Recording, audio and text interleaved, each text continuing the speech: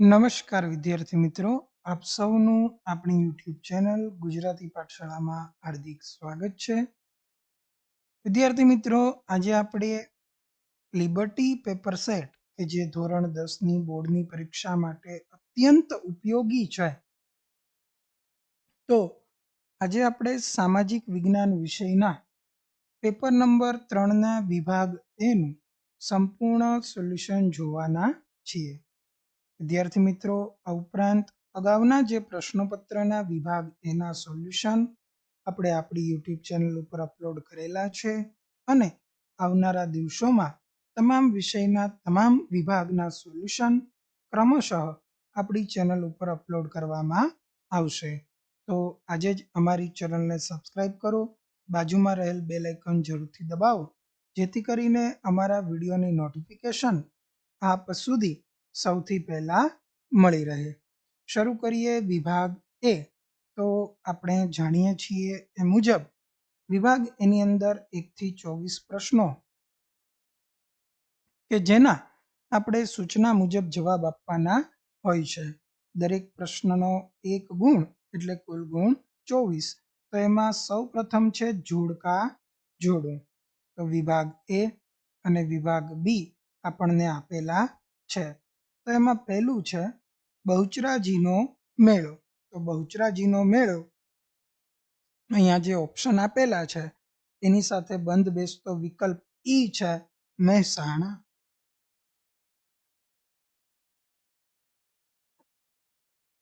ત્યારબાદ બીજું છે પંડિત અહોબલે.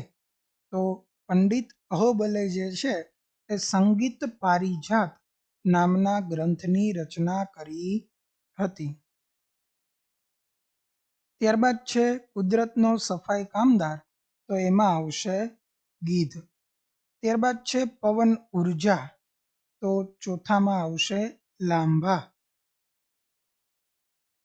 ખનિજથી સમૃદ્ધ. તો એની અંદર આવશે વિષ્ટા. તો આવી રીતે આપણે જોડકા જે છે એ જોડવાની બદલે વિભાગ એની બાજુમાં સાચો જવાબ આવતો હોય એવી રીતે વિભાગ બી માંથી પસંદ કરીને લખવાના હોય. આવી રીતે લખો તો પણ ચાલે. અને આવી રીતે વિભાગે બહુચરાજીનો મેળો મહેસાણા, પંડિત અહોબલે સંગીત પારિજાત, કુદરતનો સફાઈ કામદાર ગીધ, પવન ઉર્જા લાંભા અને ખનિજથી સમૃદ્ધ વિષ્ઠા આવી રીતે લખીએ તો પણ ચાલે. આગળ જોઈએ, નીચેના વિધાનો ખરા છે કે ખોટા તે જણાવો. તો કે તત્વજ્ઞાનથી ભરપૂર એવા સાહિત્યને આરણ્યકો કહેવામાં આવે છે. તો આ વિધાન કેવું છે? ખરું.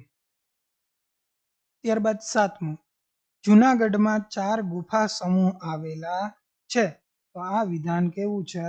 ખોટું. 8, વાહન ચાલકે શારીરિક કે માનસિક રીતે સ્વસ્થ હોય તો જ વાહન ચલાવવું જોઈએ. તો આ વિધાન કેવું છે? ખરું. 9મું, સરસ્વતી સબળા યોજના અન્વયે કન્યાઓને વિના મૂલ્યે સાયકલ આપવામાં આવે છે. તો આ સબળા યોજના જે છે એને તો પોષણયુક્ત અને કૌશલ્યનો વિકાસ થાય એના માટે છે. તો એની અંદર સાયકલ આપવામાં આવતી નથી. એ સરસ્વતી યોજનાની અંદર, સરસ્વતી સાધન યોજનાની અંદર આપવામાં આવતી હોય છે. 10, બંધારણની કલમ 17 અન્વયે અસ્પૃશ્યતા નાબૂદ કરવામાં આવી છે. તો આ વિધાન કેવું છે? ખરું. ત્યારબાદ નીચેની ખાલી જગ્યામાં યોગ્ય વિકલ્પ પસંદ કરીને ખાલી જગ્યા પૂરો. તો અહીંયા આપણને ખાલી જગ્યાની બાદ 3 ઓપ્શન આપેલા હશે કૌંસમાં. તો એમાંથી આપણે કોઈ એક પસંદ કરી એને યોગ્ય વિધાન બને તે રીતે આપણે જવાબ પસંદ કરવાનો છે. તો 11મો પ્રશ્ન છે રાષ્ટ્રીય માનવ સંગ્રહાલય ખાલી જગ્યા શહેરમાં આવેલું છે. તો રાષ્ટ્રીય માનવ સંગ્રહાલય એ ભોપાલની અંદર આવેલું છે. ક્યાં આવેલું છે? ભોપાલમાં.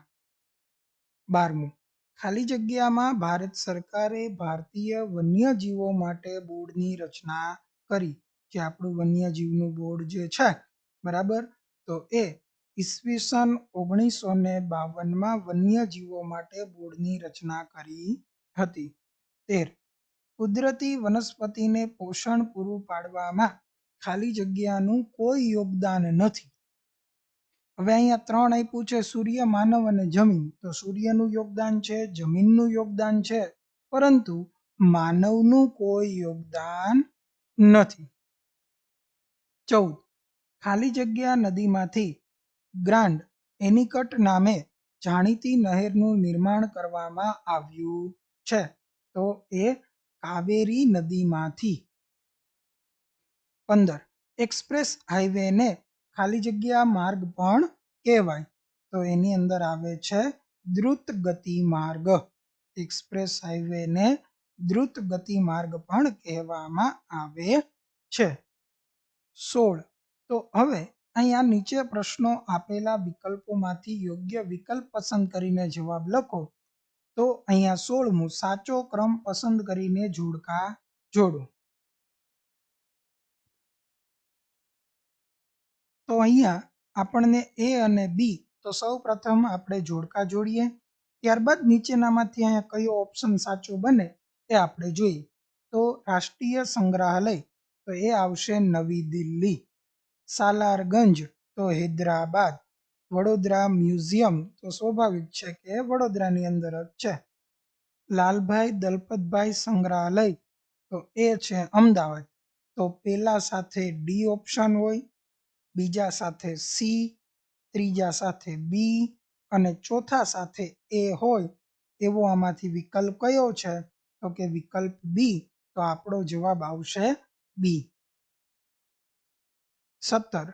નીચેની બહુહેતુક યોજનાને તેમના સ્થાનના આધારે દક્ષિણ દિશાથી ઉત્તર દિશા તરફ ગોઠવતા કયો વિકલ્પ સાચો છે? તો કે દક્ષિણથી ઉત્તરમાં નાગાર્જુન સાગર, નર્મદા, ચંબલ અને ભાખરા નાગલ. 18. ભારતમાં લગભગ કેટલા ટકા જળ સિંચાઈ માટે ઉપયોગી છે? 84%. 19. ઉત્પાદનના ત્રણેય સાધનોને ઉત્પાદનમાં યોજનાપૂર્વક જોડવાની કામગીરીને શું કહેવાય? તો એમાં આવશે નિયોજન. 20. ગિયર વિનાનું 50 સીસી સુધીનું એન્જિન ક્ષમતાવાળું ત્રિચક્રી વાહન ચલાવવા માટે લાયસન્સ કેટલા વર્ષની ઉંમર બાદ મળે? 50 સીસીનું. જો એનાથી ઉપરનું હોય તો 18 વર્ષ અને 50 સીસી સુધીનું હોય તો એમાં આવશે 16 વર્ષ. ગિયરવાળું હોય તો 18 વર્ષ.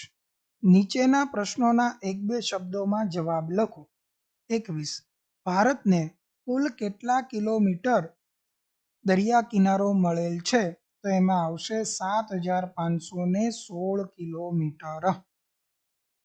22. ગુજરાતનું 12 માસ ખુલ્લું રહેતું બંદર કયું છે? તો એમાં આવશે પોરબંદર.